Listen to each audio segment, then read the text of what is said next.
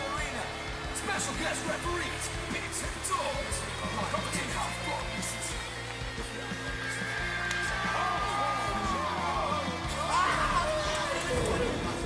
He gets hurt from a pep-up fight. You take a full wallop in the face, man. What's happening? Guess who is back? My name's Bigsy. His name is...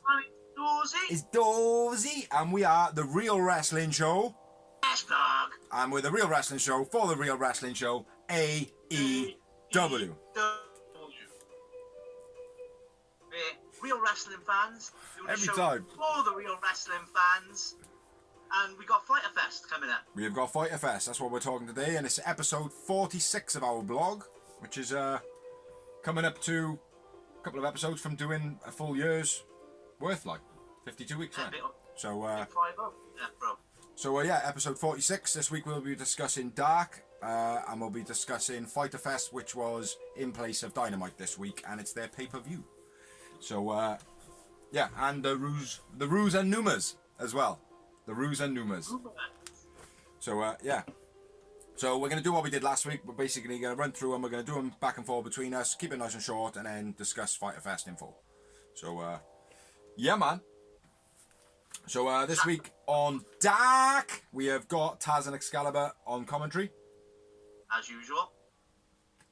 And we had, all the matches were a 20-minute time limit. Yeah. And we had, we started off with an Avalon and Cutler promo with Leva Bates and the Young Bucks. Yeah. And they're trying to get out of tagging together. Yeah, and the Young Bucks basically goaded them into having a match against them. I thought it was pretty cool. But that was a lead on from BTE. That was as well. Yeah. It was that was in BTE. And then we had Max Caster versus Sean Spears, accompanied with Tully Blanchard. Max Caster before this match put up a video online, and he basically did a full song on Sean Spears. Oh, okay. Like a full rap. Like it was cool. Very cool, man. So check that out. I'll try and send you the link later. Cool, man. But, start it off, man. Nice veteran moves by Spears, showing that he is the king of the ring when it comes to them too. Yeah. The veteran. He is, he's playing the game well, isn't he? Yeah. And then Spinebuster into DVD by Spears. Nice arm drag by Caster. A little bit unusual. Quite like that. Spears tripping Max Caster was very cool as well. Rather than laying down, he knelt up and the guy tripped over. I don't know if it was a fuck up or if it was legit, but I quite like that. He literally picked Max apart. C4 finish. That's what I got. Yeah, exactly. After the Spears match. Wins. Oh, sorry. Yeah, go on. Spears wins. Spears man of the match. Yeah. Zero. I had one moment. After the match, Tully gives Spear another little metal pack to put in his glove, and he gets back in the ring and boshes Max Caster. Bossage, I like it. Next match was Peter the Pineapple versus Lance Archer. Pineapple Pete was on the ramp doing his entrance. Lance Archer comes out and smashes him, and he falls down the steps, which look quite harsh. He's accompanied by Jake Fitz. Yeah. Pete owning Archer for a bit in the beginning. He was like giving him as good as he was getting, sort of thing. Like, Janela takes his. It was a decent match. It was pretty good, man. And normally I would say like, they went on too long to get Archer across, but it did. It took too long for Archer to get anything across, but it was decent, man. Janela halfway through the match, he's kind of mouthing off to Archer, takes his top off, wearing his budgie smugglers, like throws his t-shirt at Archer. Dodgy chokeslam on the apron, where he picks him up and he's literally his spine hits the corner. He just bounces off and hits the floor. That looked very nasty. I liked how Archer did the big throwaway suplex. I'm not sure if normally he falls down when he does it. Yeah. But this time he actually did a suplex, but he released him as he went down in the move as well, which was quite nice. Then it got to a point where Pineapple Pete was literally fighting for his life because Archer had kicked the fuck out of him. Pineapple Pete then hit him with a running headbutt, which was pretty cool. Archer set up for the blackout. The setup into it was very cool. The way it was like, it was kind of like a swinging boss man slam or something like that, but he took him up onto his back and had him like that then, which was very cool. Blackout, EDB, finish. It was pretty decent though. Yeah, got anything? Did Pineapple pretty good, I think. Yeah. You got anything to add? No, mate, it was pretty much what you got it all down, man, basically. Happy days. Right, Matt. Archer wins, Archer man of the match. I won my Pineapple Pete man of the match. I thought you put on a good spectacle. I had quite a few moments. I had just the one. I had 5. Really? Yeah. I thought there was a lot of moments in there, yeah. Next match. What you got? What you got? Jungle Man. It was Ricky Starks versus Griff Garrison. Jungle Man. On you, brother. We didn't actually mention that after the Lance Archer match, Archer attacks. Oh, yeah. Fuck yeah, I forgot that. He attacks Pineapple Pete, and Joey Janela makes the save with a leaf blower. Yes. You heard me correct, a leaf blower. Use leaf blower on Archer. That did not work. Use chair on Archer. You are successful in your move. But at one point in the match between Ricky Starks and Griff Garrison, Garrison trips over Ricky Starks. Yeah. Looked a bit sloppy because they kind of just shut the match down and restarted. Yeah. Yeah, he looked proper rocked, didn't he? Yeah. Sick arm drag by Starks. He got some nice height on it. It was nice and just looked different for an arm drag. It was. Oh yeah. Yeah. Yeah, I got that. He was showing off a lot as well, taunting a lot, like dancing and shit like that. Good showmanship. Yeah. And I like the finish as well, where basically it's a spear, but he throws him into the ropes and then follows right behind him. Yeah. I got a couple of extra things to add to that. Big kick to start off. Ropes look like... What? I don't know what that says. Oh, that was it, yeah. Griff comes off the ropes and hits Starks, and it looks like he connects massive, mate. Big boot. And then Starks gives him a fucking receipt, mate, in a form of a clothesline. Fuck me. He takes his head off, mate. Starks connecting hard with the big boot and the drop kick, which I think it might have been a bit of a make you in too hard. You know, recognize who you're fighting. You're like I am somebody sort of thing. You know what I mean? But yeah, that's all I've got for that. Yeah, well, it was decent. I think the trip really let it down for me on the Garrison side of it. Because like I said, I like to see people freestyle. Was it Ricky Starks that went onto his hands and knees and he tripped over, or was it the Archer match? No, it was definitely the Ricky Starks one. I know there was a trip up in it. Yeah, Garrison. Starks goes down and Garrison just trips over him. Like. Yeah, he goes on his hands and knees though, rather than his stomach like they would normally would, innit? When they're doing rope runs. Yeah. Yeah. I got it wrong. I thought that was in the Spears match. Yeah. No, my bad. Yeah. Yeah, it did take away from the match a little bit, that did. Ricky Starks was impressive, I thought. I think he's going to be a good signing, man. 2 good matches so far. I think he's got big potential, that lad. Yeah, the BNF, his move's called the Big Spear. Nice. Yeah. Ricky Starks, very big character. Looks like some of the things he did might have hurt Griff. Man of the match for you? Ricky Starks. Ricky Starks for me, and I had 3 moments. And I had 2 yowie wowie moments. Yowie wowie. Next match we had after the match. Stokes walks over to commentary and puts his fist out. Excalibur goes to fist him, and he goes, "No, you're alright," and then fist bumps Taz. Yeah. So that could be it. Not Stokes, Starks. Starks, sorry. Yeah, so that could be a good thing considering Brian Cage is with Taz. Yeah, exactly. So next match was Brady Pierce versus Scorpio Sky, who had new music, which was sick. Yeah. Sick. Yeah. And my missus believes it's. I did mention that he was going to be. They're going to focus on him being a singles character now, and I think that's a nice touch for him to have new music. Yeah. Because that shows Yeah. It showed separation, like, you know what I mean? Still comes off with that SoCal at the beginning as well, though. Just the quiet visual, and then his music hits like. Yeah. My missus seems to think that the music is done by the same vocalists who do the AEW entrance. The Dynamite entrance. Yeah, the Dynamite music. Yeah. No. I'm not sure, but... yeah, sick track, though. Nice rope strikes on Brady. I don't know what that... Oh, when he kind of mounts him on the ropes. He has him tied up in the ropes, and he stands on the bottom rope sitting over him. That's pretty cool by Sky. Pump kick in the corner by Brody as well. That was beast. Yeah. By who? Oh, Brady, yeah.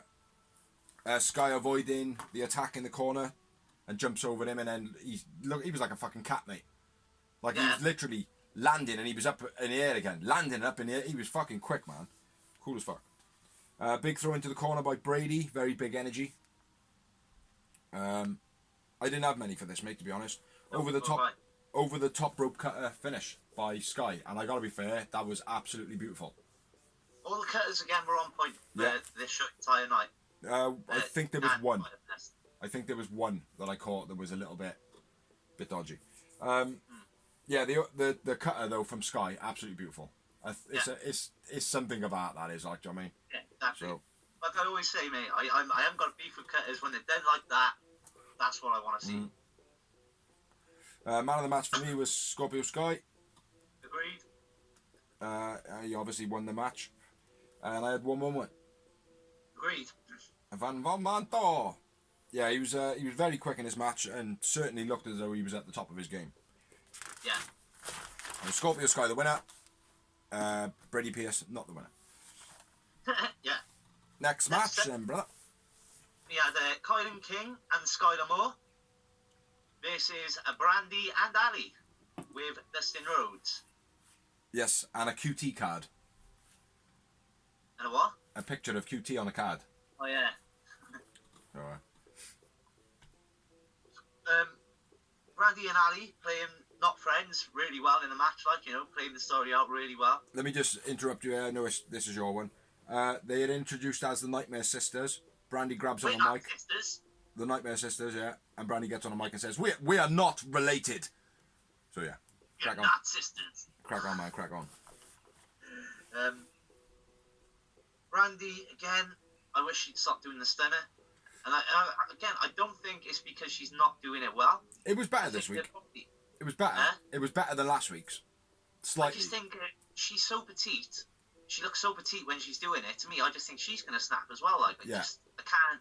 You can't imagine her hurting anybody. Yeah. Yeah, I don't think a stunner suits her. Even though she did do it a bit better.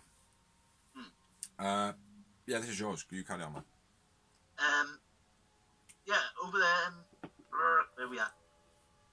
Ali Mock's Gold Dust. I thought that was a nice touch. Yeah. Yeah, I like that. Oh. Yeah. Yeah. Yeah, it was cool. Done it well as well, fair play. Yeah. Scorpion Death Drop by Ali. Yeah. Then tags Brandy for the win. Yeah. Tags her in and go, there you go. Have it. Yeah, she played the bitch well in this, man. Had a blind tag off Brandy after Brandy did all the work. Brandy tries to get her own back by tagging herself in, going, if I want to tag in, I'm going to tag in. Turns around and gets her head taken off. But yeah, that's all I got. Extra. Yeah. Ali and Brandy win. Man of the match for you? I went with Brandy. I thought she did pretty well in this one, compared to last week's anyway. It was a good match. I thought everyone did well. It was a good match. It was a good match. Yeah, it was. One moment for me. Yeah. One more for me. And after the match, Dustin raises Brandy's hand and kind of reluctantly raises Ali's. Yeah. With a shake on his head. Which, again, nice build-up for the storyline for the future. So, exactly. Moving on to the next match. The next match was it's a tag team match. It was Fuego del Sol and Lowrider. And their music is fucking sick. That entrance tune, sick. And they were versus Butcher and the Blade. Match started off, Blade was manhandling the fuck out of Fuego, beating the shit out of him. Butcher and the Blade hit him with big shoulder blocks, very fluent. Also had them with the double team headbutts, which they're getting better and better each week. Yeah. Butcher and the Blade launched Fuego across the whole of the ring. Yeah. And he kind of flew over like a Jeff Hardy Swanton. I mean, Yeah. I liked as well, right? This is not like nothing major, but there was a point in the match where I think it was Fuego. He was like a little bit dazed and he bounced off the rope, and Blade like almost like kind of walked into him on purpose or like an accident and bumbled into him to push him over into his own corner. He kind of like he was like looking at it. He was looking over into his opponent's corner as though like, right, you're over there, cool. Like, and as he was doing that, he nudged him over into his own corner. Yeah. I thought that was cool as fuck. Like, do you know what I mean, like kind of controlling the situation, controlling the wrestler. Like, I thought it was very nice.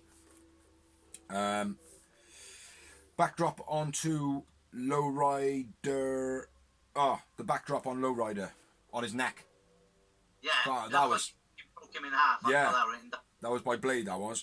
Listen, I'm like an accordion, goddamn. Yeah, he might have broke his neck there.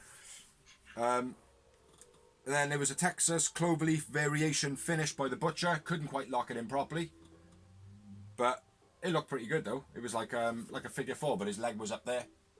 Yeah. And then his other fucking give me all this shit. Yeah, and that was the finish of the match, which I don't know if that was the intended finish. It looked a little bit rough and a little bit iffy, but yeah, that was the finish of the match. He tapped out. Blade made the save, stop his partner from coming in. You got any more to add to that? Well, yeah, while he's got the Texas cloverleaf thing on, the other guy's booting him in the face of this, isn't he? Before Blade runs in, takes him out, and then he power bombs him back in. He keeps him in the Texas lead, power bombs him, and then puts it back up, like keeps it on. Yeah. I thought it was quite a nice variation. I thought it was a sweet end. Oh, wicked, mate. They are doing really well, man. They're impressing me. Yeah, Butcher and Blade win, and I went with our friend Blade, man of the match. Oh, I went with the Butcher. He impresses me, man, a lot. Yeah, I think they're really good, and I was worried about him a bit when FTR came in because obviously once Ali left them, they kind of became put over guys. Yeah. Well, they seem to have got their man back. It seemed like they become like gay sailors. Yeah. Do you know what I mean? You know, they started dressing up like you'd see like something out like a YMCA out of the song. Yeah. My other note I got on this match, they destroyed both Lowrider and Fuego. They didn't. Yeah. One of them didn't get the brunt. They both had the shit kicked out of them. So maybe a rite of passage. Yeah, and then on to the main event of Dark. 3 moments. Oh yeah, I had 2 more moments. Yeah, on to the main event of the evening. Kicking off, brother. So we had Peter Avalon with Leva Bates and Brandon Cutler versus the Young Bucks. And I like how they come out with the good guys entrance and the bad guys entrance. Yeah, as they always. Well, they've been doing that all the time, haven't they? Yeah, I just like it though.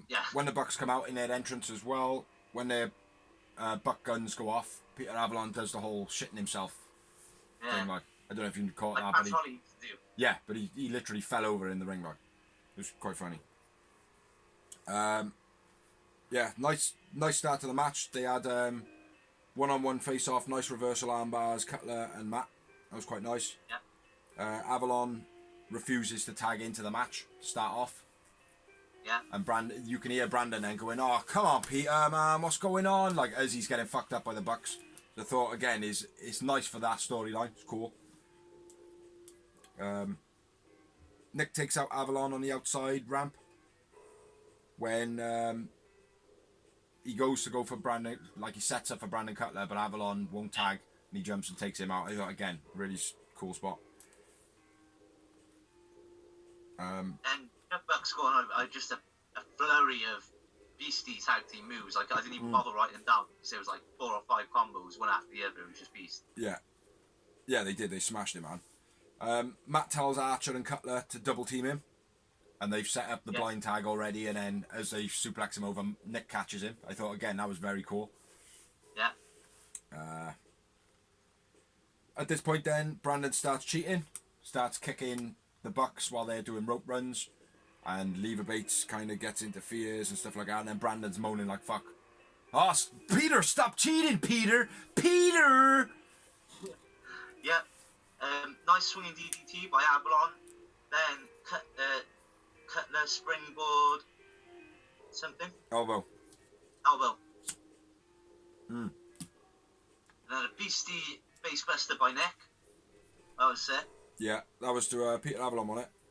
Yeah. Yeah, he sold that wicked, man. Big run of moves by Cutler when he gets his tag, which was part of that. Avalon calls for the tag. They argue over the move, then start acting like a real team. They start like kind of duck, hit the buck, duck, hit the other buck. You know, it looked good, man. For the story again, really good storyline. Nice leg lariat roll over by Cutler. That was very cool. How Peter Avalon leant forward and Brandon Cutler does like a roll over his back, and as he does it, he brings a lariat to, I think it was Matt. It's Matt with a leg lariat. Thought that was very unique and suits them as well. Yeah, and then I've got the finish. Yeah. Which is the BTE trigger. Yeah. Which we haven't seen for a while. No. I don't remember seeing for a while anyway. It's basically just a double knee. Yeah, I know. Yeah, a little bit like Hangman and Omega's finisher, but one's a clothesline and one's a knee. Yeah. Young Bucks win. Yep. As they would. I had Cutler, man of the match. I went with Nick. He does my other Nick does sometimes with his flurry of run moves. That when he gets his hot tag and he comes in, he does the same thing all the time. And I had 2 moments. I just looked at the page, but I had 3 moments. 3 moments. Oh, first. Yeah, I did. Oh, second time you've outdone me on the thingies. Nice match this one. Very good from Cutler and Avalon. Yeah, it's a decent main event. And I like the fact that was only an hour. Yes. An hour and 1 minute. Yeah. Reasonable amount of matches. They got in all the matches they wanted to by an hour. And it felt a lot more entertaining. Yeah. Felt more high energy. Yeah, exactly. So that's the end of Dark. We are now going to move on to Dynamite. Fyter Fest this week. AEW's official pay-per-view is free to watch on anywhere that you can watch Dynamite. So it's not on YouTube, but there might be some bits and pieces on YouTube. I think it is actually, isn't it? I think the matches have been released. I don't know, I haven't done. Yeah. So yeah, if you want to check them out, and they were very good matches this week. Very, very good. Like. Yeah, it was a good card, man. We got to mention is they've done it like Impact have done previously, where they've got this super show spread over 2 TV shows, where they normally have a pay-per-view, they've got it spread over 2 nights, and this is part 1, night 1. Yeah. Yeah, it was a very good showing, man. A very, very good showing, I feel. Straight off, La Champion. Chris Jericho. Rocks up for commentary, which we've already discussed. Beastie guy, we know he's a beastie guy on commentary. Oh, he was hilarious, mate. Yeah. All night, he was absolutely hilarious. Yeah. I gotta be fair. I gotta agree, mate. The guy just sells and everything he wants, everything he does, doesn't he? He's a legend. He's a boss, mate. He is a boss man. Yeah. So yeah, do you wanna say the first match? Want to get the first match out? Man. Again, 20-minute time limit. 20-minute time limit. They were all 20-minute time limits. They were all 20-minute time limits. Unless the title is on the line, excluding the TNT title, which is a 20-minute time limit. Yeah. But first off, we had MJF and Wardlow versus Jurassic Express, being Luchasaurus and Jungle Boy. And that is Jax for short. Yeah. Jurassic Express. For the match starts, MJF cuts a promo. Yeah. In a pair of pajamas. Yeah. Or a dressing gown. They did take the piss out of his gear, didn't they? Even Jericho took the piss out of his gear. Oh, mate, I don't know what Jericho was saying. I was too busy saying my own shit. Do you know what I mean? It looked terrible. Looked terrible. But, suits him. It's a pompous thing to do, do you know what I mean? Like, a real egotistical prick thing to do. Yeah. So, yeah, it was good. This had a lot of moments, man. It was just action, this match. Yeah. Wardlow lured that Jungle Boy into the ring. Fucking launches him. Yeah. Belly to belly, nice hype by MJF when he does that belly to belly fair play, mate. He launches him, mate. Yeah. Who now, Wardlow or MJF? MJF. Yeah. You would imagine it was Wardlow, the amount of height that he threw him at. Like, obviously, Jungle Boy sold it as well. Yeah. But what a beastie belly to belly, fair play. Yeah. I quite liked on the beginning of the match, JB taking out MJF and then he goes to go for the Frankenstein and gets blocked. And then Wardlow hits him with the pump kick on the outside when he's like slumped down MJF's back. Yeah. Although he didn't actually execute the kick that well. Wardlow, I thought it was pretty cool. I thought that was nice. Yeah. Very swift ref distraction. I don't know if you've got anything in between this. But Wardlow runs around the ring to try and like kind of take out Luchasaurus so he can't get the tag, and the referee's like, oh, hey, you get back over there now. And with that distraction is when MJF then played the low blow card or whatever he did. So I thought it was cool. Yeah. Back suplex by MJF. Then another by Wardlow on... yeah. I'm not exactly sure where you are on this. So... And then... Well, basically then, hot tag to Luchasaurus. There's where we are. Big pump kick. Then Luchasaurus cleans house for a little bit. Yeah. Yeah, he cleaned house for a little bit, and then when it come to the tag by Wardlow and MJF, it just went a bit... It went a bit like, oh, he didn't know what he was doing. Which I picked up on massively.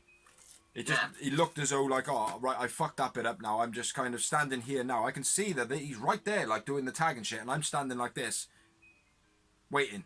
You know, it was only a second or so, like, but I noticed it. So I was a bit annoyed at, like. Nice suicide dives by JB. The third one was sick. The third one was a beast, man. Saurus tilt the world fireman carry slam was beast. Yeah. Wardlow goes for the choke slam, and he goes. I can't remember what. I think it was Jungle Boy. He goes for the choke slam, and Jungle Boy like wraps around his arm, like swings around his arm. That was cool. Didn't think he'd have the momentum to do that. Like. JB reverses hits with I don't know what the fuck that is. Lucha middle rope over the top dive, very sick. Hard to get that momentum off the middle rope. And if you watch just before that, Wardlow comes up with that step up Rana, which I love. Yeah, I'm not too keen on that. I liked it, mate. It was alright. I just think maybe he can't do it on Luchasaurus. Yeah. Because he's so. I mean, when he done it, well, no, the first time he done it was on Luchasaurus, wasn't it? It was beast. The first one was pretty good, man. I feel like it might not suit him. I don't know. We'll have to see over time, man. Poison Rama by JB to Wardlow. That was very sick. The Poison Rama. That was my very next note. Yeah, that was fucking beast, man. Powerbomb by Lucha to MJF. Yes, I'll powerbomb beast. And MJF rolls out of it, kicks him, and then falls back down Ric Flair style. Yep, super kick. Yeah. And then all four guys nipper. Yeah. Which I thought was cool. Yeah. The way it was done. And Lucha and Wardlow knock each other down. Jungle Boy then uses Wardlow's back as a launch pad. Yeah. To take out MJF. Which I think he reverses it, if I remember rightly. I'm not sure, because this is where Marco tries to intervene. Yeah. Caught off the top rope by Wardlow. And Wardlow throws him into... Jungle Boy. Outside off the ramp. Yeah. Yeah. That was a cool spot, that was. Yeah, it was. And then Swanton Bomb by Wardlow, which he executed real well. Yeah. Yeah, really nice, man. What we got? And then my next note then is MJF hitting Luchasaurus with a low blow. And he kicks out. Yeah. Which I think a lot of people might have expected that to be the match over, like, do you know what I mean? Yeah. But he kicked out. Then MJF presents himself with a diamond ring, tries to use it on Luchasaurus. Luchasaurus moves out the way, and MJF screams at Wardlow, "You can't do anything right!" And he's still got his fist up like that. Gets kicked in the back of the elbow, then punches Wardlow in the face, which again I thought was very cool. Yeah. Lucha big kick to Wardlow in the face. That was a beast. He like proper connected with that. Yeah. Sick DDT by Jungle Boy, choke slam, kick, moonsault, finish by Luchasaurus. Exactamundo. It was a powerful match, this one. Yeah, it was a great opener, as they always do. Yeah.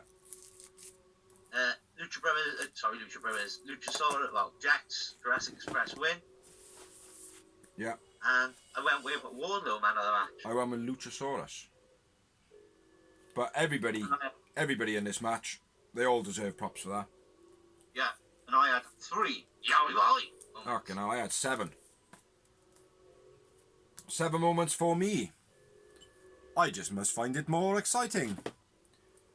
Or I'm noting shit that shouldn't be noted. Next up, we had... Brilliant match, Jungle Boy and Lucha stood out. Cracks appeared in between Wardlow and MJF. Yeah, storyline, obvious. Yeah. It's going to happen. Yeah, it's been happening for the last 3 weeks. Wardlow and MJF. Yeah. It started the other week when he screamed in his face and Wardlow was like, oh boy.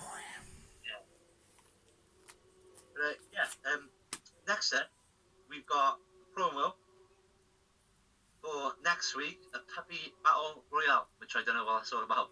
I think it's just something to pull some fans in, mate. Do you know what I mean? Like WWE use nostalgia, AEW use dogs and children and puppies and cute stuff. Do you know what I mean?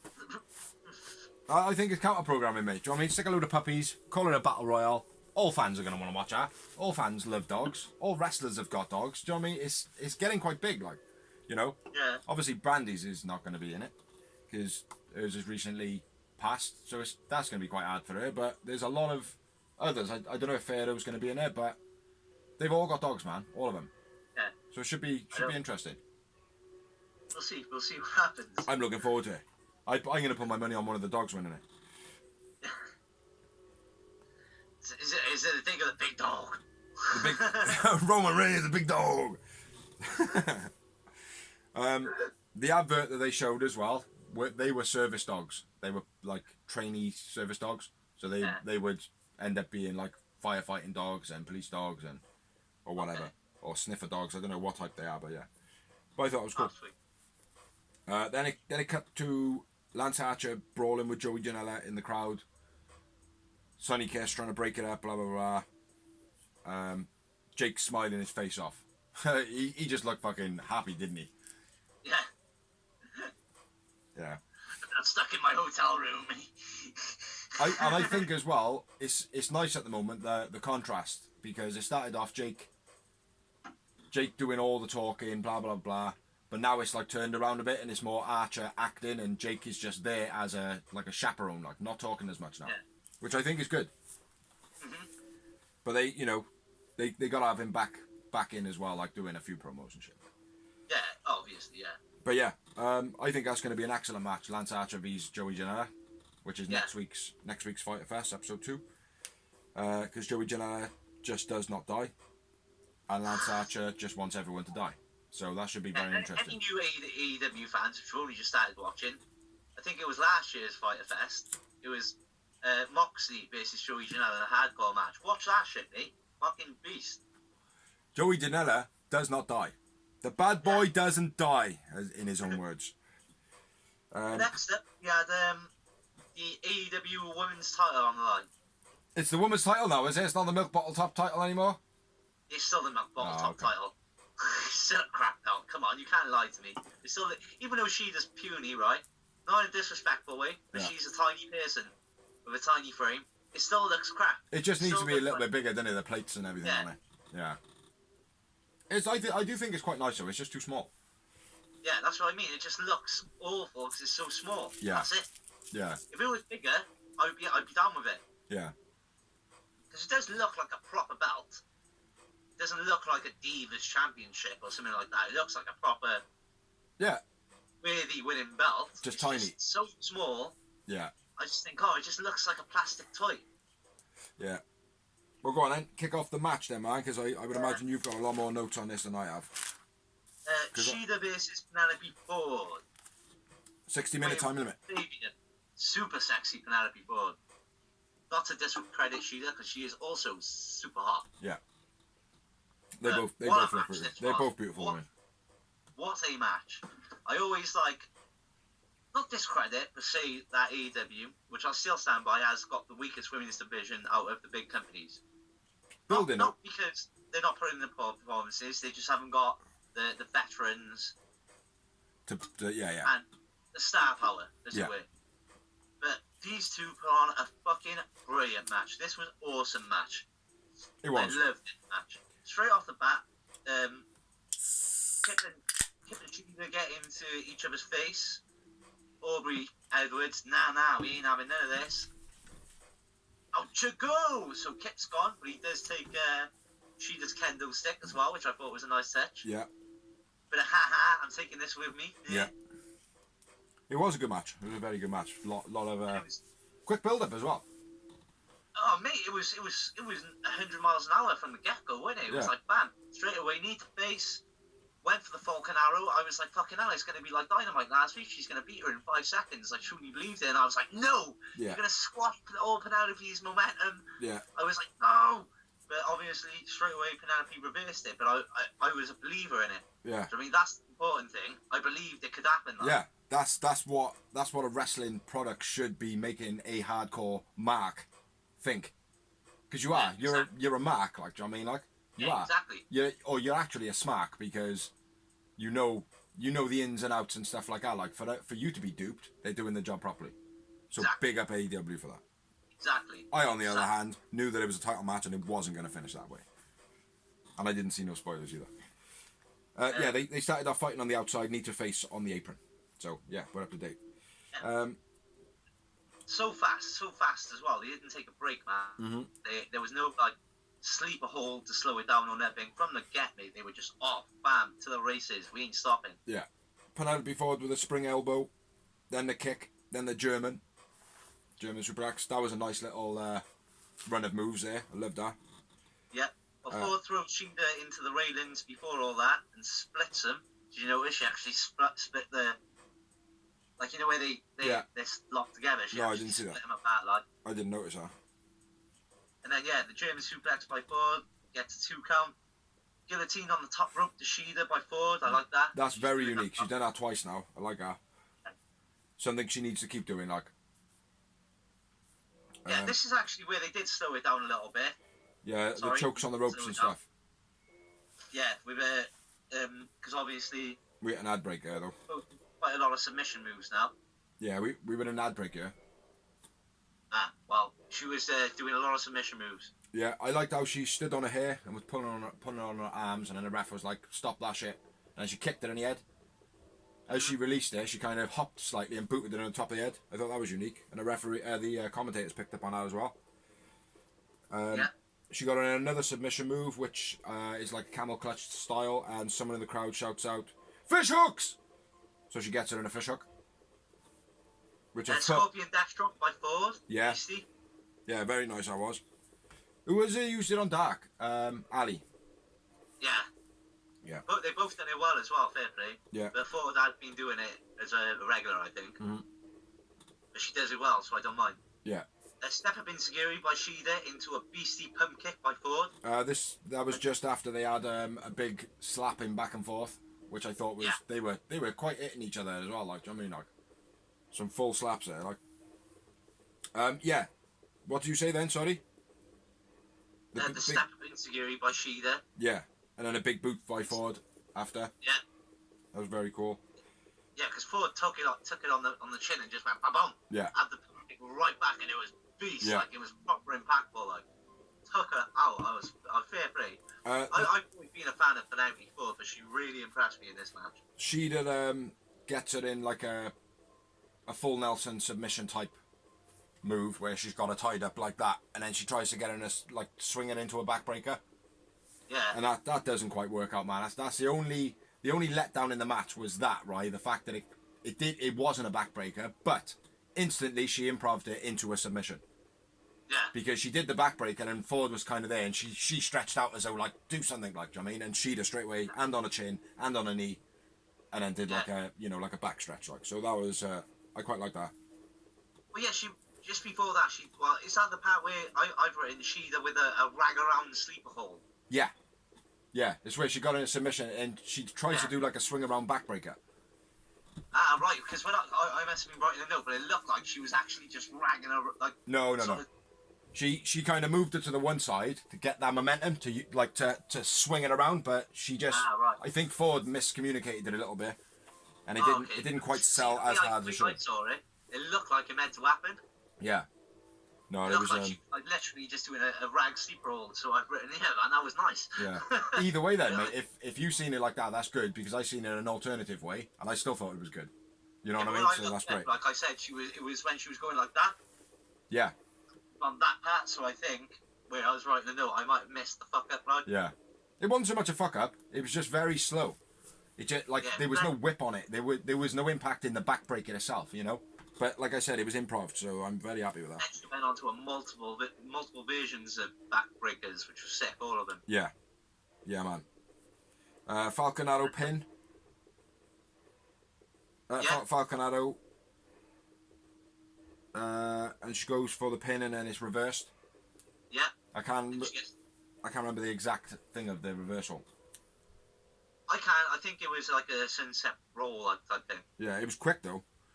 Yeah, it was beast. It was good, man. And then fucking Ford, the Matrix out of the leg drop off the top rope was beast. Yeah, that was cool as fuck. I've never seen it done from someone doing it off the top rope, like. Yeah, Sheeta coming down for the missile drop kick, and Ford jump, matrixing out the way, bending backwards. Very sexy. Very cool. Fuck that up, you're breaking your neck, like. Yeah. Yeah, and then she hits it with a stunner. Yeah. Which I didn't like. I think she does it well. She didn't do this one that well, I don't feel. It looked scrappy to me. But it was worth a note. But it just looked a bit scrappy. I don't know, man. Again, it might be one of those things I just need a little bit more time to let it sink in and see how I feel about it, do you know what I mean? Yeah. Ford goes outside to grab the belt. Yeah. Kip runs down where the referee's back is distracted, trying to take the belt off Ford. Goes to hit Sheeta with a kendo stick. Sheeta fucks him up. Yeah. Don't know what she did. You might have had that wrote down. I'm not sure. She kicked him. I'm going off by memory. She kicked him, got the kendo stick, and beat the fuck out of him with the kendo stick. Oh shit! Once, yeah, that's right. Where we go then? And then Ford hits the springboard cutter where she does a front flip into the ropes, and then backhand springboard into the cutter, which she then beast, I thought. It was quite nasty looking as well. Yeah, that's what I mean. And then Ford goes for the moonsault and misses. And this is where it turns around. Yeah. She did it with two knees, two running knee strikes.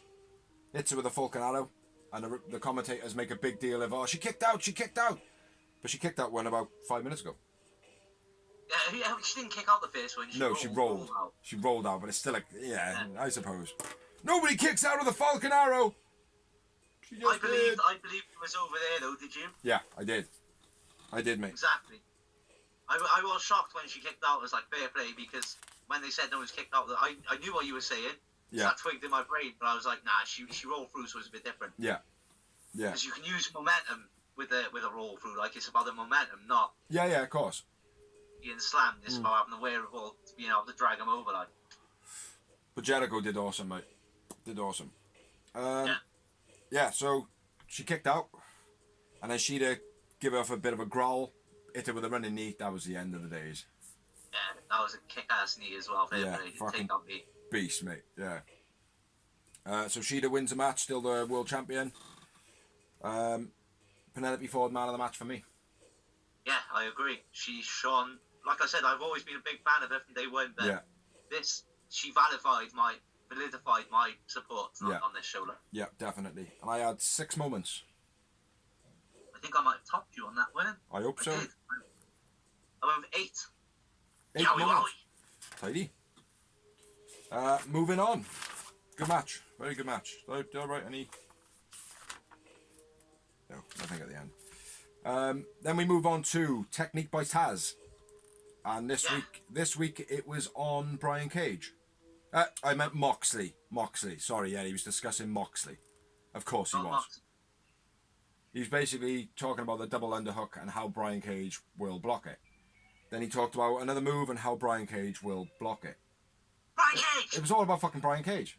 Who? Brian Cage. The fucking machine! Yeah, it was okay. I liked the Technique by Taz. But it's too much about Brian Cage, man. Even though we didn't talk about him hardly ever in Dynamite this week. He only mentioned him once. So anyway. He wasn't on Dynamite. Because he wasn't on Dynamite. Taz. Yeah, he was on Dark, maybe. Dark, sorry, yeah. That's what I meant. Yeah, so anyway, moving on. Next we had the TNT title match. Yeah. Which was a 20-minute time limit, which it is. There is no 60-minute time limit, as you heard from Dozy in the beginning. It was Jake Hager with his wife versus Cody with his not wife, Ann Anderson. Just in case you wanted to know, Jake Hager's wife is Catalina. Mm-hmm. Yeah, she's a bitch. Yeah, this one was a decent match, but it was compared to everything else. It wasn't so good. Yeah, it started off real slow. Real slow, man, this match. I didn't have hardly any notes to start this, man, and then it just picked up a bit then. But far too much pyro for Cody. Huh? Far too much pyro by Cody. Far too much, man. He didn't need all that at all, like. And Jericho, also on commentary, warns Mike Tyson that if he was in the building now, he would knock him the fuck out. Yeah. Hager... What's that say? I don't know, bro. I'm not there. He drags Cody into the corner, turnbuckle, and pounds on him. Yeah. Cody goes for a pin. Hager goes for an ankle lock. That's how fucking far I jump. I've got reversing ankle locks. Yeah, they both go for the... Well, Cody goes for the pin. Hager gets him an ankle lock.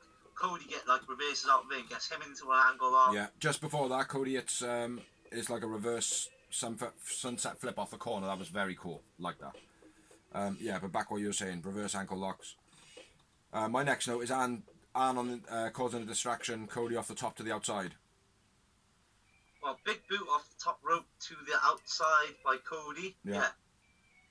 And then disaster kick by Cody. And then locks in a figure four.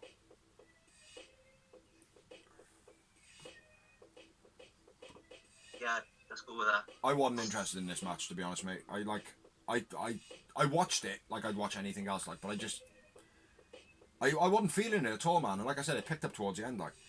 Yeah, I'm not a big fan of Jake Hager, and I never have been. It was a good match, mate. It was a good match in the end. I just didn't have no interest in it.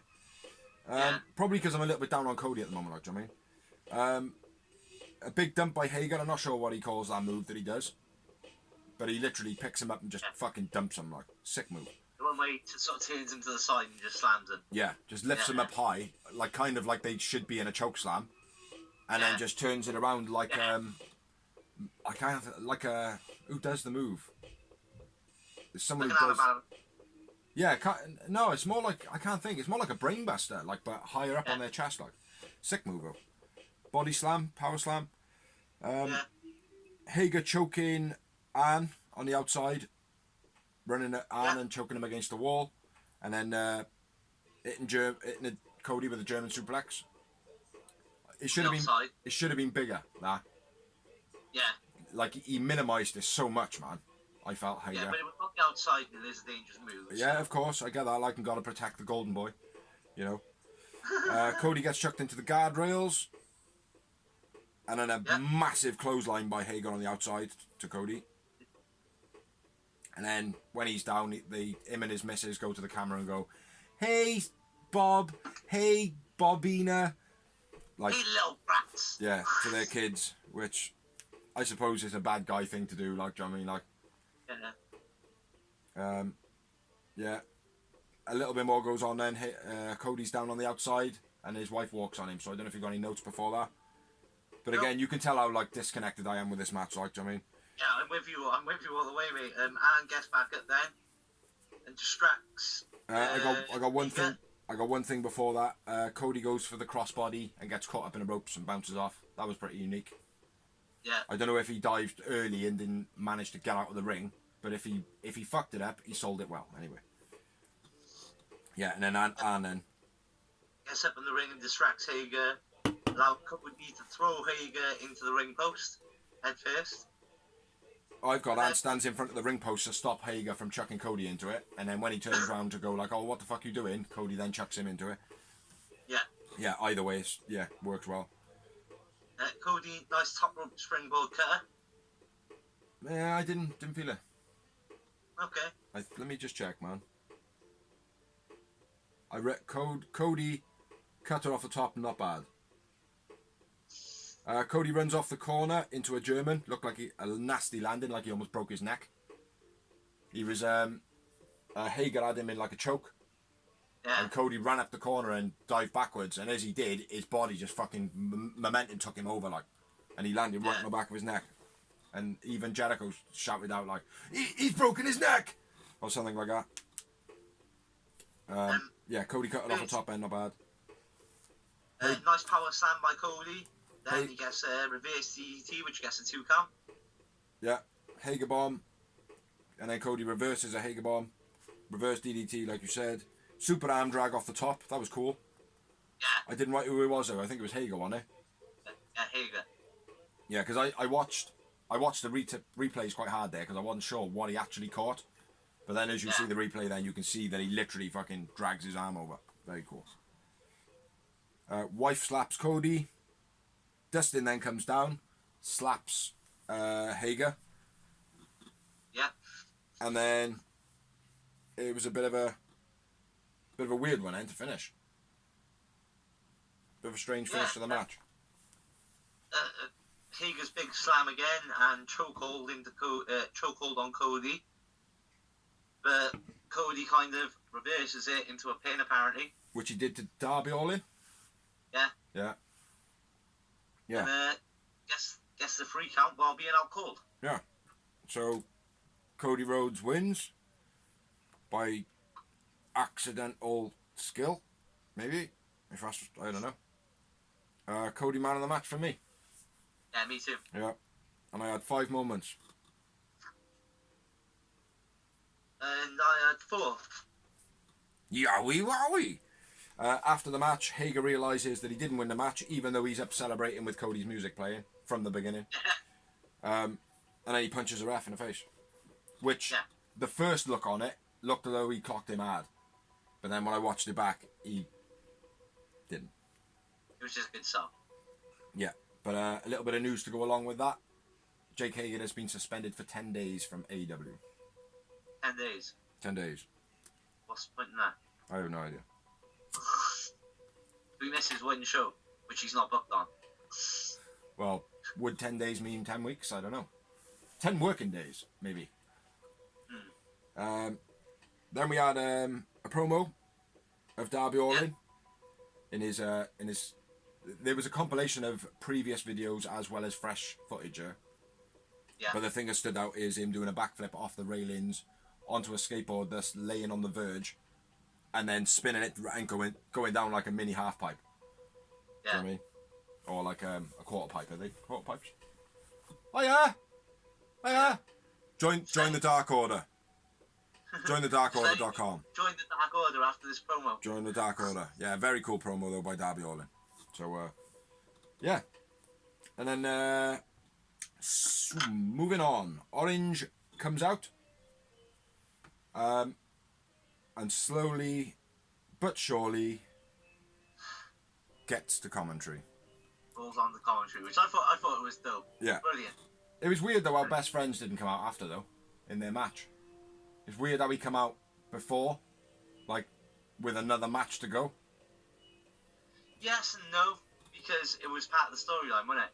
So obviously he was winding Jericho up through the night. Yeah. There. Yeah, well, it was only that segment, wasn't it? Him sitting there was just getting to Jericho. Yeah. Yeah. Yeah, no, I got that, but I just, it was weird how we come out. I was like, oh, excellent, it's gonna be the best friends match, like, and then it was like, introducing Santana and Ortiz, and it's like, okay, not that match then, you know. So it did throw me a little bit, like, not that it wasn't good, it was cool, like, yeah. But Jericho was going ballistic, basically telling Orange, you better back off, going a bit fucking nutty, like.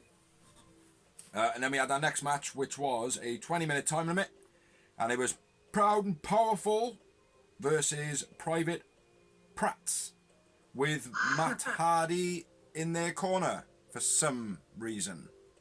Yeah. It's a private pratty! Huh? I'm not a fan of it. No, not at all. They need... Do you know what they need? They need a female pimp. Yeah. That's what they need. They need China. Or China.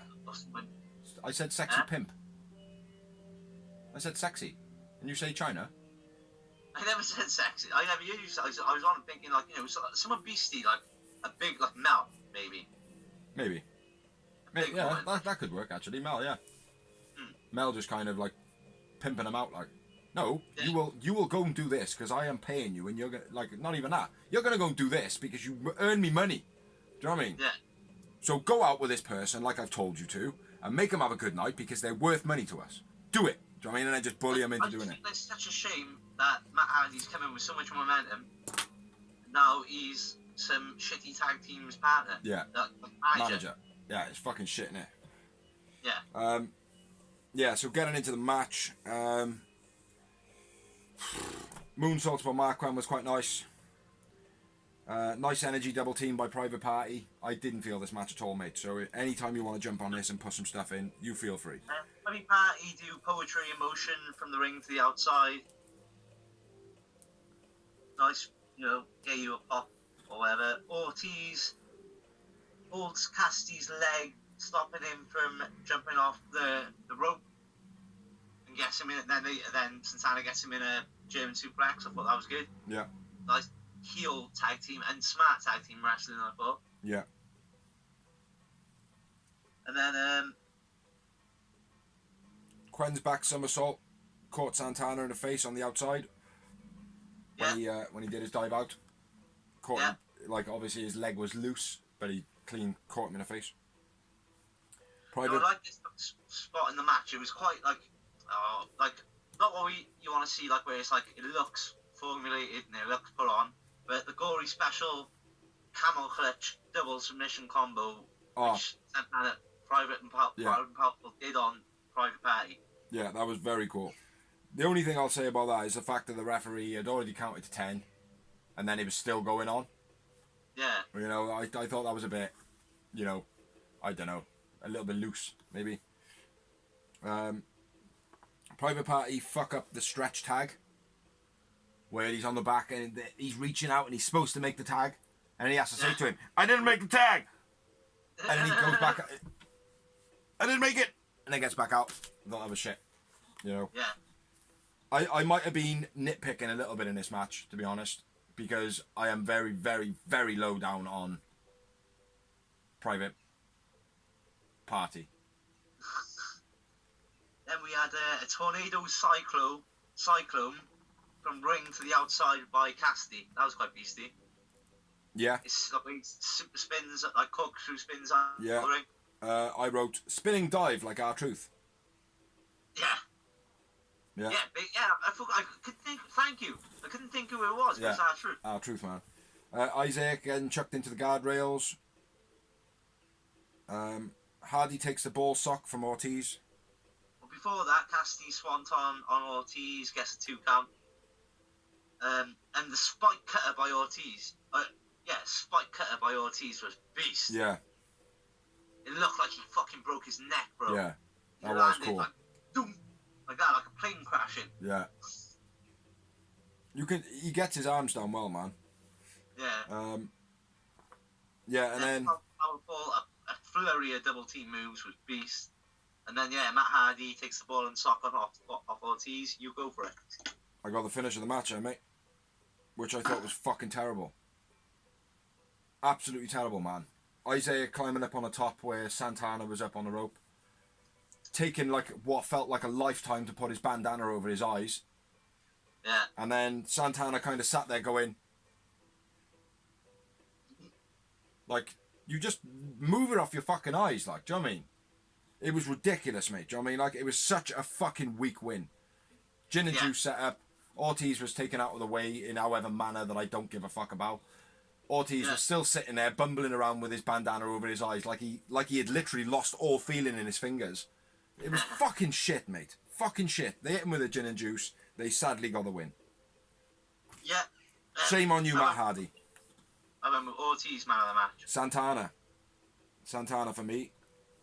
And I had one moment in the match. I was a little bit higher. I went with 4 moments. A little bit higher.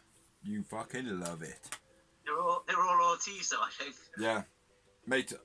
But mate, I honestly felt, right, this is how down I'm on Private Party. I wasn't looking forward to the match anyway. No, I think Matt Hardy with him has made it even more me not wanting to watch him. Yeah, don't force it down my throat. Yeah. Do you know what I mean? Like, that happened to Roman Reigns, and we don't like that shit.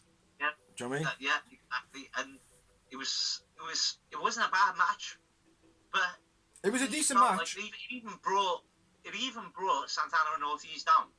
Yeah. It was a decent showing of like wrestling, but there was nothing notable in the match at all.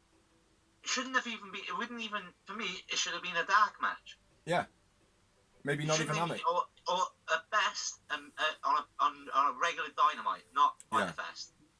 Yeah, I didn't enjoy that at all. I'm not enjoying Private Party at all. Not enjoying them at all, man. No, like, I agree. I'm glad they didn't. I'm glad they didn't get their standard run of moves in where the one gets him in a camel clutch, the one jumps over the top and stamps on the back of his head, because that is so fucking lame. Do you know what I mean? Like, it's too played out. I'm glad the silly string wasn't done either. Do you know what I mean? It's like they're doing it backwards. It's like, oh, we'll do the silly string every week, but when it comes to a pay-per-view, we won't do these moves.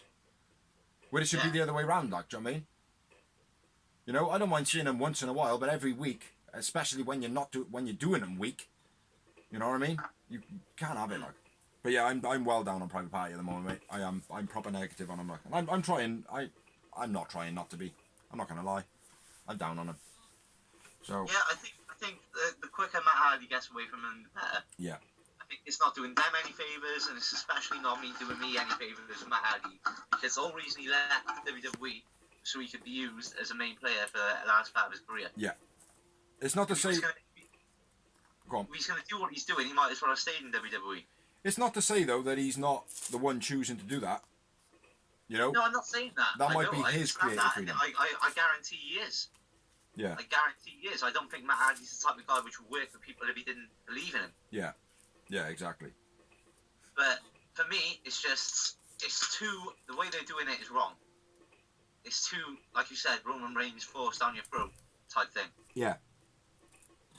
Yeah, it's like. I want to see Matt Hardy, Damascus, whichever version he is, in the main picture, man. That's why we hired him. Like, I mean, so he's in the main. He's up there with Cody. He's up there with Kenny Omega. He's up there fighting for the title or in around that area. Yeah, it's not working for me. Private Party and Matt Hardy. It's got a nice ring to it, but no, that's about it. So anyway, let's move on, man. We cut to Orange Cassidy at commentary still, and then Jericho's getting even more pissed off, and then he chucks water over Orange Cassidy. But before that, Butch Cassidy rocks up, and he's like, "Yeah, I won." And Jericho throws water at him. It was Butch. Oh, you mean Isaac Cassidy? Oh, sorry, Isaac Cassidy. Yeah. Yeah. I got confused with the Isaac Cassidy, Orange Cassidy, Butch Cassidy, rap fan, whatever. Yeah. But yeah, he throws water at Isaac Cassidy. Yeah. And then he launches water at Orange Cassidy, and then a brawl breaks out, basically. Yeah, and Orange Cassidy doesn't do anything. It's just, It's just Jericho losing his shit, which I thought was brilliant. Yeah, brilliant. Yeah. Commentators were playing on it all through, like, as well. They were like, "He's not doing anything, Chris." He's like, "Yeah, but he's just a schemy, orange bitch." Yeah. Shut your ass, Orange. Yeah, it was good, man. Very, very, very, very entertaining. Yeah, so a lot of people come out to try and stop that from happening, blah, blah, blah, blah, blah. Moving on, we had Hangman and Omega basically building for their match. Yeah, backstage promo. Yeah. Which was a great promo, and there was only one part in it which showed a little bit of a storyline inkling to a breaker, where Hangman was like, I will not lose out my titles. Yeah. Yeah, which... Kenny looked down at the ground a bit and then completely blanked it and he carried on talking. Yeah, well, there's been a bit of heat recently anyway, haven't there, like, do you know what I mean? Yeah. You know, if you watch as well, at the end of the promo, Hangman kind of rolls his eyes at what Kenny Omega says last. And so like, oh, why'd you say that, like, do you know what I mean? So, yeah. Next was another promo. And it was, it was an in-ring promo, this one. Yeah. And it was Taz and Cage come to the ring and address Moxley's match being postponed from next week to Fight for the Fallen. Before that, we've got some, we got the matches announced for next week, haven't we? Go on it. I didn't realise that. Yeah, it was, Nyla Rose is in action with, and apparently she's got a big surprise. I got a surprise for you. I see you. I see you. This is Brody Lee, Stu Grayson, and Colt Cabana in a 6-man tag. Yeah. Colt Cabana. Boom, boom. Janetta. Sorry, that was just... Private Party faced the winner of the Tag Team Championship. Yeah, about tonight. Yeah, no. Oh, you know why that's it, don't you? I think it's because I don't give a shit, mate. It's there because they need to put a title match to replace the Moxley and Brian Cage match, which we're going to talk about now. So why don't they get like Brandy and Ali to face Omega and thing? That'll probably be decent. Orange Cassidy versus La Champion, Little Bill Bobby, Chris Jericho. That's going to be good.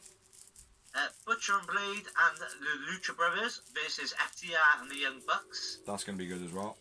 Then they've announced Fight for the Fallen in 2 weeks. And that's when John Moxley, the AEW World Champion, will be defending his title against Brian Cage now. And the reason that John Moxley is not there is because he has tested negative twice, but he has to do his 14 days quarantine before he can come back. So. Yeah. Which is basically WWE's fault. Yes. And Taz makes it known. Yes. Sloppy. We don't run a sloppy house. Yes, we don't run a sloppy show. Yeah, man.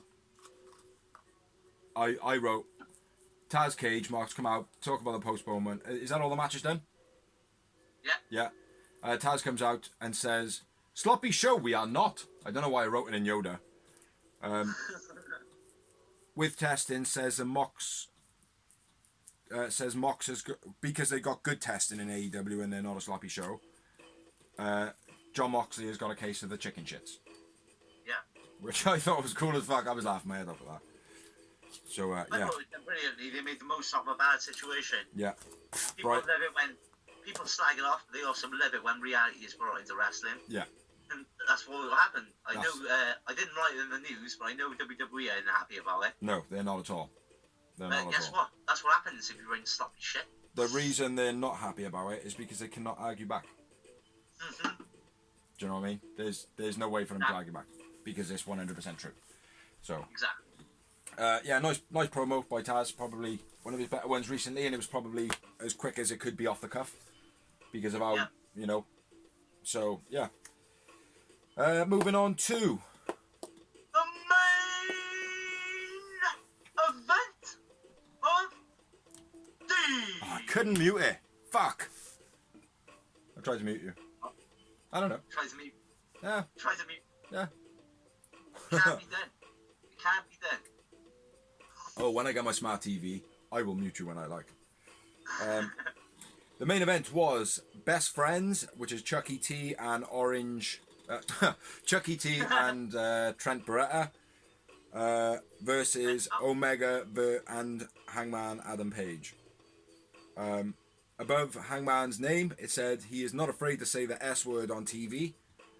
I didn't think you couldn't say sugar on TV, so I don't understand. Or is it shit? Sweet, yeah. Best friends were delivered by Trent's mum.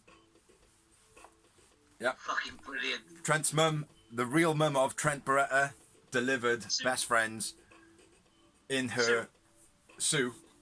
Is her name Sue? Yeah. Delivered the best friends in her people carrier. So their family car. As they got out, she even called him back. Yeah. Hey, Trent. give me a kiss. Give me a kiss. Give me a kiss. Kiss. Now, fuck you, Endors. Fuck you, then, Schiavone. We're gonna have to get you some glasses, man. You look like Tony Schiavone is. Yeah, that was brilliant, man. I was laughing at that. I thought it was excellent. It was played out perfect. It just reminded me of being a kid. Nice fast pace back and forth. Kenny and Chucky. There was like a show off of strength and whatever, but it was a fast one. Then they made the tags, and then Hangman and Trent had like a powerful battle. Like it was a test of power, and Trent won it. He ended up arm dragging thing. FTR come out. Yeah, with their duck chairs, beach deckers and their bridge of beer. Mm-hmm. Mini fridge.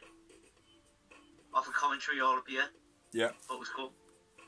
Big axe handle off the top by Hangman, where he Omega had, I think he had his arm twisted, and Hangman jumped over the top and like turned around and did the axe handle. That was quite nice. Yeah. Omega with a beastie pump kick. Beastie pump kick. Yeah, bro.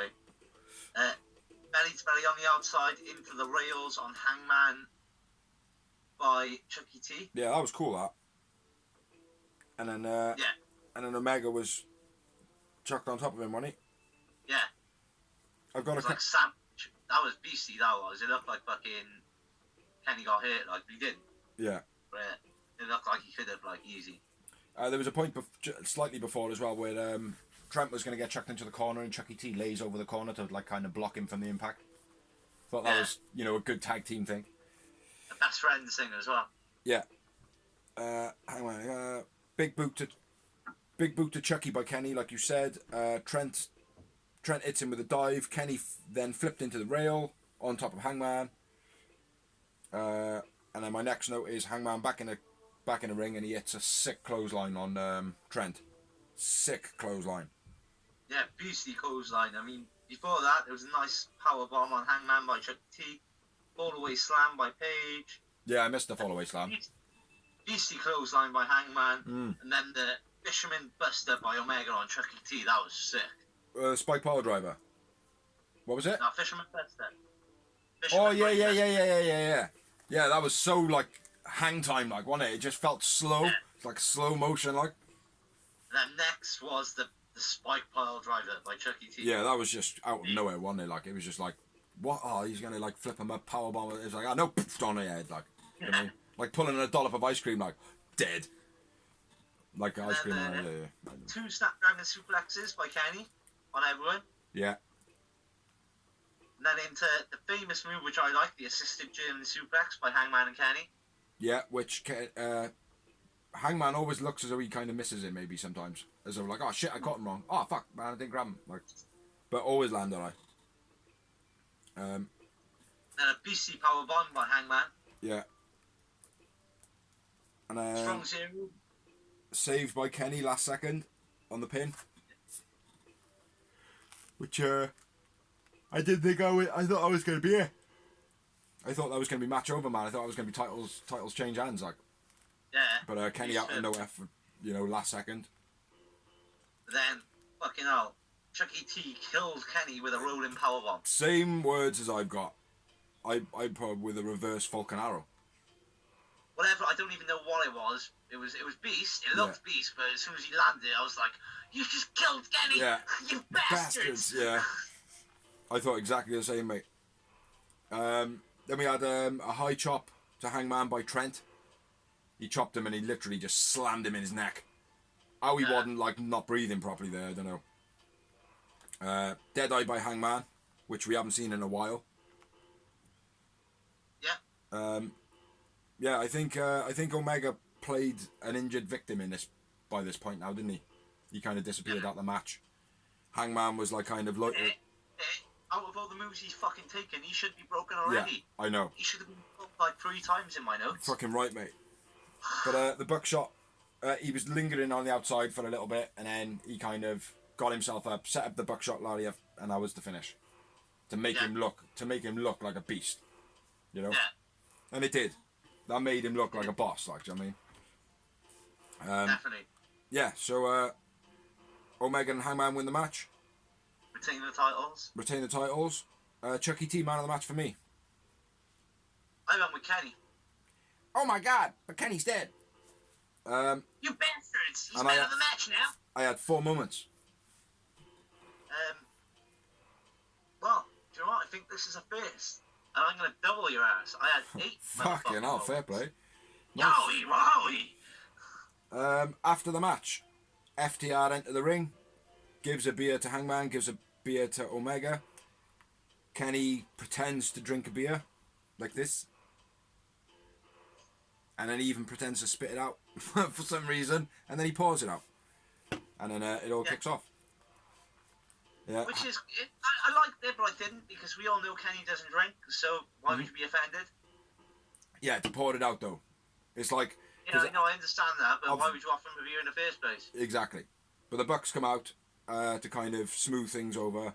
Hangman seems to be siding with FTR, where when they're all separating, they're arguing. Hangman's standing behind FTR. Yeah, because he loves beer, and you just seen his boy pour out beer. Yeah, and he says to Kenny, he was like, "Oh, why'd you have to be a fucking dick about it?" Yeah. Like that. So, yeah, good build, you know, good, another build up to their split down, like, I mean, or breakdown. So, but yeah, what do you rate the shows? Huh? Sorry, go on, say what you were going to say first. Beast, mate, because they're going to have a great rivalry, which is going to, I think, is going to elevate Hangman even more. Yeah. I think it might even give Kenny a fresh in vigor. Yeah. Like, you know what I mean? Yeah. A bit of panther. And I don't really care who turns heel. Yeah. I really don't care, because either one can play a great heel, I think. Yeah, definitely, man. But I think, just on logistics, no matter what happens, Kenny's going to be the heel. Yeah. Because everyone loves Hangman at the moment. It'll be a Stone Cold thing, even if they try and turn him heel. Yeah. It makes more sense to turn Omega, like. Maybe join the Dark Order, like. But yeah, I think that's the end of Fyter Fest, isn't it? That's the end of Fyter Fest. What you rate them together? I went quite high this week. I'm gonna go with an 8. I went with a 9 this week. I thought Dark was excellent. I think there was a lot of storyline in there. I'm gonna snap you. I'm gonna go with 9 because Fyter Fest was awesome as well. Yeah, I think Fyter Fest, man, was a win all the way around. Like, I mean, like, you know, I think Jericho being on it as well just sealed it. Was Kenny and Hager? Hager and Cody. I think the worst match was Private Party versus Santana and Ortiz. Oh yeah, that was the worst match. Yeah. But the Hager and Cody match needed to be there. Yeah. Because like I said, a match like that on the card. It was an okay match. Like they matched up well. You know, it was a good showing. It just, I don't know. I think there's too much pompous around fucking Cody at the moment. Like, do you know what I mean? Maybe. Well, I'm the same with Hager as well. I'm not really buzzed on Hager. Like, I mean, I never have been. Yeah. Oh, he's good, man, Hager. I like him, but I just don't. He's another Bobby Lashley. He's alright, like, but I don't care. Yeah. Yeah. Well, anyway, that's the end of Fyter Fest. That's the end of Dark. Now we're going to move on to the news and the rumours. Rumours. So, onto the news. Not as crazy as what it has been, so we should be able to fly through these pretty quick. So. Yeah. Let me just write. Yeah, I'll start off because I've got more. Yeah. I believe. Kane pulled from political duties due to health issues, which I believe will possibly be linked to COVID. Yeah, well, why wouldn't it be? Yeah, well, you know, they are running a sloppy show over there. Fuck Vince. Even though he hasn't been there during this, I'll just point it out, he hasn't been there during this. Vince, obviously not, because he might catch COVID. So, I mean, Kane. Oh, right. I don't know. I'm sure he has been at some point. I'm sure he has been. He's been doing all the government stuff. He hasn't been nowhere near WWE. No? Well, fuck Vince, anyway. Yeah, fuck Vince, we haven't got that in it. I'll go with another one because I have got more. WWE bans wrestlers from releasing info on COVID positive tests. Yeah, so, which I think is ridiculous. Some people have released it on social media, others have agreed not to. Yeah. So yeah, I think that's bullshit. Myself. Yeah. Not a lie. I think it's fucking bullshit. I think if they want to say that they're testing positive, then so be it. Yeah. You know what I mean? But obviously, for business purposes, WWE don't want that kind of information going out. I kind of get it. Yeah. But anyway, on to WWE again. They've recently released Travis Banks and El Ligero. Yeah. Due to the speaking out movement, which they both admitted. Yeah. So that's why they've been released. And they've also suspended Joe Coffey from Gallus. Yep. And 2 referees. Which were from NXT UK, I believe. Yes. Joel Allen and Chris Roberts. Low-key is in a bit of hot water as well. Online, a lot of wrestlers are kicking off at him because he said that COVID should be treated like any other disease over history, where people go out, they get immune to it. Some people die, some people don't. That is how a body works. Which I kind of have to agree with. Eventually, for us to get over this bug, we have to make ourselves acceptable to it. Continuously stop, can it? No, it can't. But the way the body works is you gradually allow it in, which then your body starts to fight it off. So that, I think it's been misconstrued a little bit. But yeah, wrestlers have been kicking the tweet out of him. Well, I think a lot of that is people being affected personally as well. Because obviously some people are choosing to stay at home. Some people have had family that have died and stuff as well. So yeah, exactly. Yeah, go on. It's on you, I think, isn't it? Impact release Michael Elgin. Originally he was suspended. Now they've officially released him. Yeah. Good. If he's done all the shit that he's been accused of or whatever, with all of them, we've touched on this. They should go. Yeah. Touching on the whole who has been banned from releasing their info on COVID political things in WWE, Renee Young, Kayla Braxton, Adam Pearce, Jamie Noble all revealed that they are positive with COVID, and apparently they're in hot water with WWE bigwigs. Yeah. And obviously Renee Young is John Moxley's wife. In real life. No kayfabe. Yeah. It's a shoot. Pipion. On Renee Young, she recently revealed that she will be releasing a cookbook. Yep. I mentioned that to the missus, which I might go for a birthday. Anyway. Might be worth you looking at that, being a chef. Oh, mate. I love Renee Young. I always liked her before she was dating Moxley, so... Velveteen Dream was involved in a car accident. I don't know if we touched on this last week or whatever, but yeah, he was in a car accident. Oh, boo-hoo, you fucking dick. So I've read a couple of things on this. WWE interested in signing Tessa Blanchard, which I was quite surprised at, I'm not going to lie. But apparently there is quite a few people saying, why not? She's the former Impact World Champion. Blah, blah, blah. It would be hot. But I'm also reading rumours that she is being affiliated with MLW because she's thinking, with all the accusations going around at the moment, I can still do my career under the radar, still build my reputation, lay low, go to a bigger company at a later date. Well, I heard on that Daga was supposed to turn heel there. They'd done a lot of promo for him, and he basically said, I can't make it there, which at the moment, with pandemic and stuff like that, travelling is a bit awkward, but as far as I'm aware, he can do that travel schedule. Yeah. Said that he couldn't do it, blah, blah, blah, and then he ended up wrestling for a promotion that Phoenix was on and a couple of other people, and he said, I did it as a favour. So as far as I'm aware, they're a bit sour on each other now, so I don't know if Tessa will actually be allowed to go there. Touching on the Tessa Blanchard, our special guest this evening, Jim Cornette, the fucking tit, thinks that Tessa Blanchard should be brought into AEW and the belt instantly be put on her. Now, he's been in the news recently because of the sex scandal stuff, I've forgotten what the hashtag is, speaking out. And now he's saying this shit, like, do you know what I mean? Like, it's clear that the guy doesn't know what the fuck he is talking about. He's a fucking idiot. He's a fucking tit. Jim Cornette, why don't you just fuck off and keep your opinions to yourself about AEW, prick? Yeah. So, yeah. He's past it now, isn't he? Basically, he's an old-timer past it. Yes. Yeah, now he's just trying to cling on to something that is not longer wanting him. You know he's what I so mean? past it that NWA fired him, like, you know what I mean? Yeah, So. exactly. You know. So what are you going to mate? My next bit of news is Brandy Rhodes is missing Fyter Fest due to her dog unfortunately passing away. Yeah.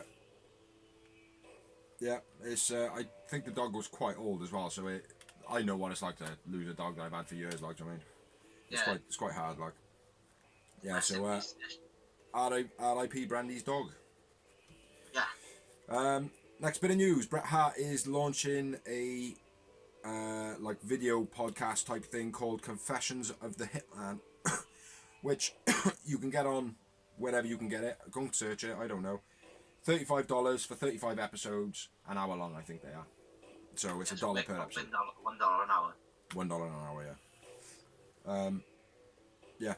So something for you to check out. I'll get into my next bit of news because Brian Pillman Jr., who is a member of the Hart Foundation in MLW, where their contracts are coming up apparently, he was in the crowd at Fyter Fest. I didn't notice that. I'd seen a couple of new faces, but I didn't recognise him there. What segment was he in then? Or was he all the way through? He was all the way through. All the way through. He was just a participant, like. No, I didn't see him, man. Another thing that affects the COVID, not affects the COVID, but WWE bans wrestlers from wearing masks whilst working in the ring, even though they requested so. I think it's ridiculous. It's fucking, yeah. Fuck Vince, man. Do you know what I mean? Like, what a prick. Jey Uso got himself a workaround, though, because he came out with his bandana and he didn't take it off. Yeah. I think. So, yeah. But yeah, what a fucking shitty move by Vince, like. So, I know you've got some degree on this with Jericho talking, but officially, what I read, the TV ratings, NXT won this week for the second week in a row. Yeah. At 792,000 to 748,000. Well, apparently what stands, and Jericho went online to basically address the marks, was that AEW are smashing the 18 to 49 demographic in all quarters of their shows, which is what the producers and the money guys give a shit about.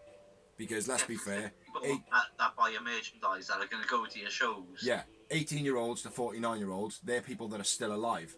Do you know what I mean? Like, you start getting older than 49, 50, you're either not connected to wrestling fully, or you can't. You know what I mean? Like, or you're just the one or two fans. You're not buying the merchandise. You're not going to the shows. Yeah.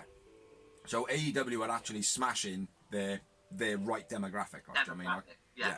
So that's a win for AEW. You know, and let's be fair, AEW can't win everything all the time. Like, do you know what I mean? Like, that's not how things work. Like, do you know what I mean? So time will tell. Is it on me? Yeah. Yeah.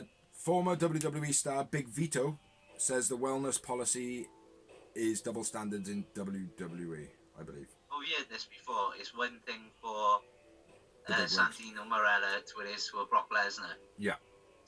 One thing for a Rock or against a Hardcore Holly. Yeah. Yeah, so, yeah. Double standards in WWE. Wouldn't expect any less from fuck Vince. Ember Moon might need a second surgery. Yes. So they found out recently that not only she's tear the muscle off the bone, which is the common injury. Yeah, she's actually she's done that as well. But she's also split the muscle in half. She split it down, the Achilles. Yeah. Yeah, which is very uncommon. There's only two other people, or that is recognised, that have got the injury, and they're both footballers. Not American footballers, soccer players. Do you know if they retained? Say again. Do you know if they retained? I don't know who they were, but I'm sure you could do a quick Google search to find out that type of injury. Like, so I'll have a look. If I remember, I'll have a look later. I don't know. Running though and wrestling is different stress in it. Different stress on the foot. AEW could go bust if they stop filming for TV. Now, I think that's a bit of a stupid headline, really, because if I had a TV show and it was like I had to use that money to run my show and I stopped filming it, I wouldn't be getting any money in. Therefore, I would have to go out of business. That's fucking business common sense. Do you know what I mean? So, but with all the free agents and EC3 and Rusev and a few other big names floating around, I think Daddy might fish into his pockets for a little bit more money if his son went, Dad, look, I need a bit of money until this pandemic is out of the way. You know, providing his businesses are still floating and everything like that. Sadiq Khan could always invest a little bit more money, like, do you know what I mean? Yeah. So, you know, I can't see it going away anytime soon. Yeah. And I had a brilliant idea as well. So if anyone in AEW is listening, which you're probably not, what they could do, right, is ask fans to buy tickets, right? Basically say anybody who's got, you know, a belief in AEW, who thinks this, you know, it's worth a light of day, please buy our tickets. Buy the tickets. They're like $23 or whatever it is. With that, we'll give you a random t-shirt. So every fan every week who buys a ticket gets their tickets as a memorabilia to be like, I've got tickets. And they get a t-shirt. It's a personal autograph of all the... I was thinking like a cameo. Yeah. Get the wrestlers to give out like a 10-second cameo to each person. Personally, do it personally, even if it is millions of them. Fuck it, just try and do it. Like, I mean, like try and honour it. You know what I mean? It would be such a nice touch. Signatures the photo, like means they will, like, as long as it's then personally. Yeah, you know, and that's the thing. I think that would be good as a contribution to AEW to help on fund stuff. Like, do you know what I mean? Yeah. And it gives fans that memorabilia to be like, oh, I had tickets to this one, I got tickets to this one, blah blah blah. Do you know what I mean? It'd be a cool thing, like. Yeah. That's it. Impact almost certain. It's pretty much a done deal. From what I'm hearing of news and rumours everywhere on the internet, that the Good Brothers, Carl Anderson and Luke Galloways, are going to Impact. Yeah. But also the contract does state that they can also work in New Japan. Okay. Which is why I believe it's true. Because you know the big rumour was them to go to back to New Japan. Why wouldn't they? But all that. Yeah, they. So if they can do that and New Japan, they thrived there, didn't they? They thrived there, like. Necro Butcher has been diagnosed with cancer. He's a hardcore wrestler. Yeah. Yeah. So get well, Necro Butcher. Yeah. Hopefully you can beat that shit. Yep. Let me put another one in there because it is kind of a health thing. Bella's the Bella twins' mother, which I can't remember what her name is, Kathy Laurinaitis. She's gone in to have brain surgery because she had a slump on her face, which was revealed at the end of the Bella season, I think it was. But yeah, she's had brain surgery to have that fixed or whatever removed. But yeah, it was successful by all accounts. So yeah, over to you, bro. Happy days. She was cleared to wrestle by WWE months ago. Who? Mickey James. Oh yeah. I read something about that today, but I didn't read the actual news thing. So why hasn't she wrestled then? I release her, and I hope she goes to AEW because she would be a great signing for him. I don't know, man. She would be I suppose she'd be good. Actually, yeah, she would be a good like ambassador. Yeah, and good trainer or whatever. But I don't know about wrestling, like. Do you know what I mean? No, I'd have her wrestling, but I wouldn't have her as a main eventer. I'd just have her as that mid-carder Sean Spears type character. Yeah, maybe. What else we got? Speculation on Eric Young returning to Impact, but that was on Impact. That's not really news now, is it? No. So yeah, Super Eric. They're like guaranteed a former world champion, isn't they? Let's get Super Eric back in Impact, man. Super Eric. I got a feeling Impact are going to make some big moves, and I got a feeling they're going to have James Storm, they're going to have Eric Young, and they're going to have ET3. Get all their big boys back, like the original. And then you've got Gallows and Anderson, so there's 5 straight away, like, I mean. Yeah. And that's not included, you like, sort of, the next bit of news, if you can find it. Rusev's new name? Miro. There you go. His new name. He's the one which has been hinting of going to Impact. Yeah. And Impact haven't been releasing, they've been signing or renewing. The only ones they've released are bad seeds. Yeah. During that extra. I mean, they haven't, other than that, they've been re-signing. They've given Rosemary a new contract, Sue Young a new contract. Yeah. Signed Diana Perez, or whatever her name is. Yeah. So, do you know what I mean? They've been making positive moves rather than negative moves during this pandemic. Have you seen the picture that Diana Perez put up on Instagram earlier? Oh, very cute. Very cute. Yeah. Talking about that. I was surprised that NXT released her. I really was, because they were using her as well. Like. Yeah. Talking about Deonna Purrazzo, her and Swole have got a bit of a Twitter beef going on. Nothing major, because I don't know if they've got cross-brand fights or anything like that going on AEW or whatever Deonna Purrazzo is at Impact. Don't know if they've got a cross relation. No, well, Tony just joined Impact. She was from NXT. Yeah. Basically, Deonna Purrazzo is friends with Britt Baker, and she was said something to Britt Baker, and then said, "Well, if you need protection from Swole, I'll help you." Like, and then Swole was like, come on, then bring it on, sister."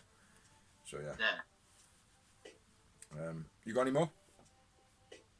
The last thing, which we've touched on before, Jeff Jarrett is in court at the moment with Impact. Yeah, he dropped 2 lawsuits against them recently, though. Yeah. Something for imitating his name, or imitating Global Forces Wrestling's likeness, and there was something else as well, I can't remember. I think the main beef that it is now is that they had 16 hours worth of 1 hour taped episodes of Global Force Wrestling. Yeah. And they were originally on the Fighting Network library and the Impact app. Yeah. And since he's filed to get them back, they've been deleted completely, even the master copies. Are they? So there's no way the footage being resurfacing. That's his main beef, I think. That's rude. Well, I got a couple more things to finish off. OVW has started a partnership with Gladiator Sports Network, so they could be getting a bit wider in the UK. Yeah. Rusev is now going by the name of Miro, so we've already touched on that. So I've only got one thing left. WWE have bought Evolve Wrestling. But is that official? That is official. That was something you were talking about, something, and it just clicked into my mind. I read it earlier. So yeah, they now own everything. They own the library. They don't own the wrestlers though. None of the wrestlers are contracted. None of them are officially having to wrestle for WWE. They do believe that a couple of them might go over and they might sign a few, but other than that, it's just basically they've taken the library. Yeah. So yeah, and that's the end of that. I think the same is they were talking about the same with Progress Wrestling. Yeah. Because basically they've shut down for now because everyone was accused in speaking out. So basically there's nobody there to run the company, but they've given all these new people jobs, and the company's going to restart with a new, fresh brand of like welfareness and all that crap. Yeah. Yeah. Well, that's all the news I got. I think that's all the news you got. Yeah. You know, that's not to say that any of that is cast in stone. Search it yourselves. That's what we've seen. That's what we've read. That's what we've researched. So. Yeah, we're not insiders in any way, so don't get it twisted. Yeah. You know, if we know things to be fact, we'll say it's fact, but we'd never say it's fact because nothing in this world is true unless you see with your own eyes, like so. Yeah. So that's us done. That's everything. So the Real Wrestling Show Dash Blog. Over to you to say your thanks and shit, man. Yeah, thanks to all the people that allow us to share it on the page on Facebook. Thanks to all the people which actually view it. Thanks to all the people which like, comment, or have anything to do with the show, in fact.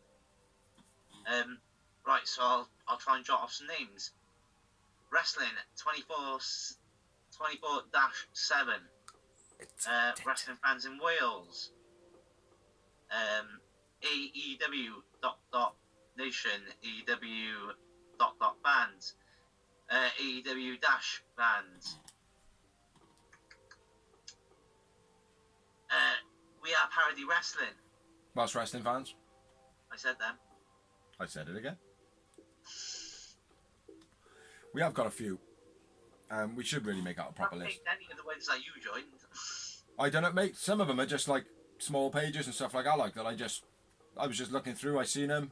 You know, a couple of them had some like insightful stuff. So I just thought, I'll add it up. You know, why not? Yes, I know. I've even reviewed all the t-shirts I bought recently on Amazon. Oh, have you?